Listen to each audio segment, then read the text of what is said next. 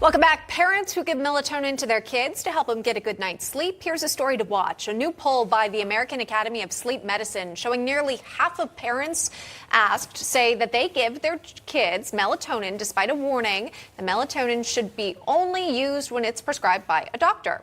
Physicians basing their concerns on growing reports of melatonin overdoses caused to poison control centers and emergency room visits. The Academy is saying in part, quote, while melatonin can be useful in treating certain sleep-wake disorders like jet lag, there is much less evidence it can help healthy children or adults fall asleep faster, unquote. Now, doctors saying human bodies naturally produce the hormone to regulate sleep and are encouraging parents to instead help their kids develop good sleep habits.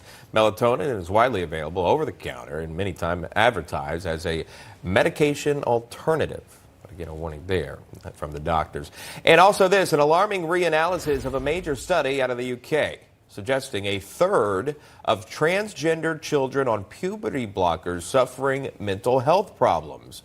This study analyzed 44 children ages 12 to 15 years old undergoing treatment with puberty blockers. Now, initially, the original study concluded no changes in psychological function of the children, but a new analysis of the original study's data revealing this, that 34% of young people reliably deteriorated in terms of their mental health, while 29% reliably improved 12 months after taking puberty blockers. So again, after a year, a further 37% showed no change. To determine the extent of mental health changes, the researchers looked at emotional factors like anxiety, depression, and social withdrawal.